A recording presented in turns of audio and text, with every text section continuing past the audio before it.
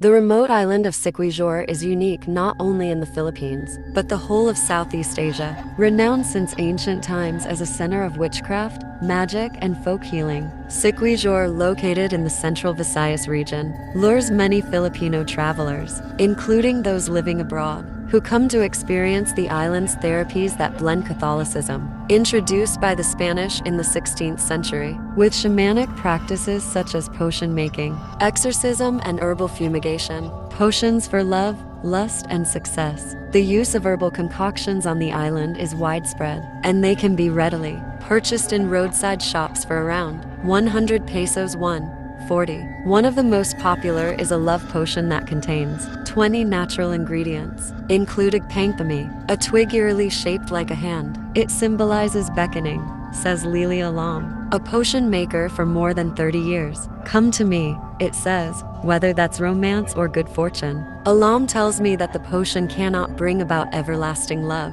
It's better for short-term lust, but it's actually more suited to attracting success in business. It can give you the confidence and positivity you need to become wealthy. The cure is simple. The affected person makes a cash donation to the local priest, and a mass is said in the departed's honor to appease their troubled soul. Removal of spells and spirits. Ruhilio Lugataman is one of the few remaining practitioners off below Bolo. The ritual involves a jar filled with fresh water, a straw, and a magic stone. Bubbles are blown in the water while the jar is moved over the patient. The stone removes spells and spirits, causing the water to cloud and objects to magically appear. Lugataman says he has seen everything from a grasshopper, the result of a barong, to a needle from a voodoo doll curse, materialize during healing. The process is repeated until the water remains clear, signifying a clean bill of health, bringing healing to the people.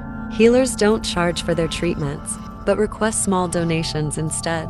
It's a caring vocation, not one for profit. We live very simply, says healer Juanita Toremica. As a result, their number has declined in recent years. In order to reverse the trend, the annual Siquijor Healing Festival has been held every Holy Week since 2006 in the Vandalin National Park. Locals and visitors are both welcome to attend. Everyone can create their own love potions and experience the rituals for themselves, says Barongan. We want to show that this is not woo-woo. Our healing is powerful, and for centuries, it's what has made Siquijor unique. We don't want to ever lose that magic. Jack-o'-lanterns everywhere, ghosts are dancing in the square, witches fly up in the air, magic all around to share, candies in the twilight gleam, monsters jump out just to scream, haunting shadows weave a dream, eerie sounds so unreal they seem. Spooky night, oh spooky night, everything just feels so right, underneath the pale moonlight we'll all dance until it's bright.